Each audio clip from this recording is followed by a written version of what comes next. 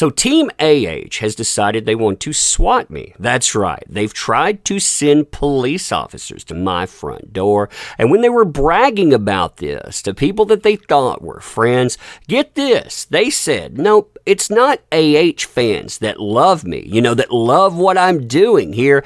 It is AH. So they're saying they're doing this at the bequest of AH themselves. And what's even crazier is that they brag about this on social media, admitting, yes, we indeed did this. And they're mad because they got exposed. Somebody they thought was on their side. They ended up turning all of this, and there is a lot more of this over to myself. You and I, we're going to talk about this and so much more today. Oh man, fun times, huh? Fun times indeed. So, hey there to all you fine folks on this fine day, by the way. I hope you are doing excellently. And while we're getting started, I want to give credit where credit is due. I want to give credit to the person that exposed all of this. This is Mario Nitrini at NITRINI 1950. He decided that he was going to infiltrate some of those groups surrounding AH. He wanted to see exactly what was up, if he could get in and get trusted. Yeah, the stuff that he found there, the stuff that is undeniable, by the way. I mean, we are talking about people that have escalated well beyond trying to flag down Twitter or YouTube accounts. I mean, they're still trying to do that, and openly, by the way. They're threatening litigation, but behind the scenes, they're trying to weaponize SWAT teams. They're trying to hire private investigators. I've seen proof of that too, by the way. I've heard the phone messages as well from the private investigator themselves. They're trying to look into JD. They're trying to look into Adam Waldman. They're trying to look into myself. They've been tracking anything that they can for the longest time. And like I said before, they say that they're doing this at the bequest of one AH. They're saying, yeah, it's not the fans who love me for it. I mean, those head pats, I guess, would be enough. But no, they're saying we're doing this for AH. And look at what they're bragging about here. This is them behind the scenes. And they're going to get mad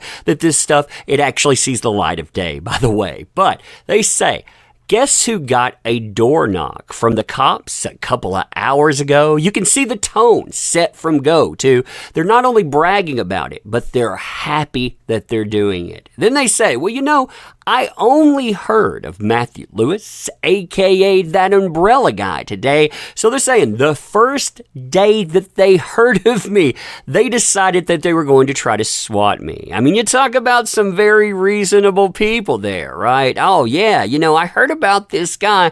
I'm going to involve law enforcement. I'm going to try to get them to breach his door. By the way, I have an 8-year-old and a 2-year-old. You know who would encounter the police first, probably, if they actually decided to breach my home? My 8-year-old. She sits the closest of the door. I'm probably the furthest away. But these are the same people that tried to weaponize child protective services, so the collateral damage, they wouldn't care about that at all. They also brag about flagging YouTube. And these people, they've been connecting with other folks that are making threats, trying to say that they're going to sue, they're going to mass report. These are the builders of bots too. I've shown you that in multiple videos. But this person says, tonight's podcast, they're talking about a live stream of mine, by the way, not a podcast. I don't do podcasts, was removed from YouTube, and the rest of his channel, it's under investigation. They're telling you they're mass flagging everything that I do. They think that they actually got something taken down as well.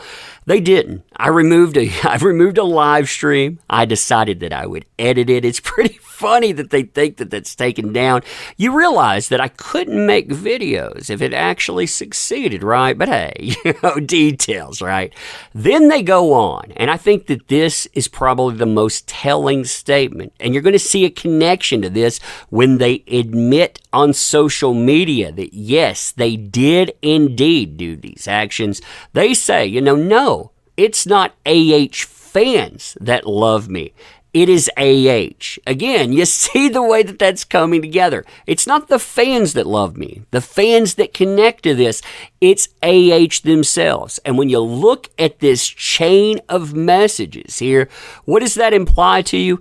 it implies that they're doing this for AH, at the bequest of AH, and that AH is acknowledging them for that. Now, what's even crazier is they don't even bother to deny this. Oh no, they just flat out admit to it on social media, but they try to spin it, trying to say, you know what, we weren't trying to SWAT that guy.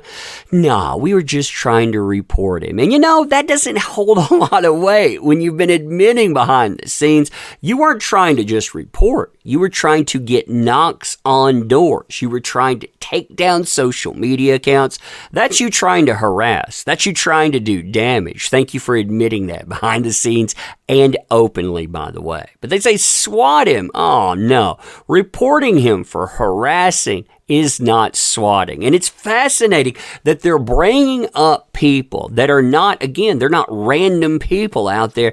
They're people that have been directly associated with lawyers that represented AH. That would be people like Roberta Kaplan. There are messages floating around with contact between those folks. You have Eve Barlow. They had correct connection with them as well. And you notice beyond that too, they tagged in none other than AH herself. But then they go on to say, it's not her fault. He's a known problem in Tennessee. They're trying to say, we made him a quote-unquote known problem. That's not her fault. They're, trying to redirect, trying to say that you're somehow salvaging them.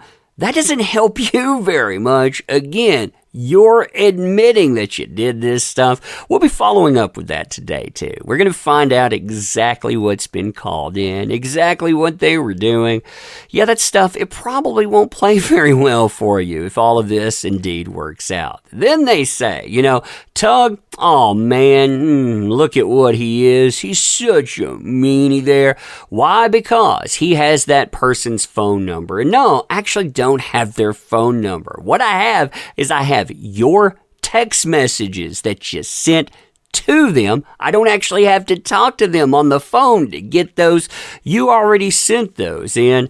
I mean, these people, they aren't the brightest bulbs in the shed. But again, this is just the beginning of what they've been doing behind the scenes. They have been trying to track and harass people for years. I mean, they've been doing this stuff for a long time, but they've escalated beyond the regular harassment. They've decided they're going to go further. They're going to try to not just shut channels down, but they're going to try to damage people's lives. They're going to try to send SWAT teams to their home.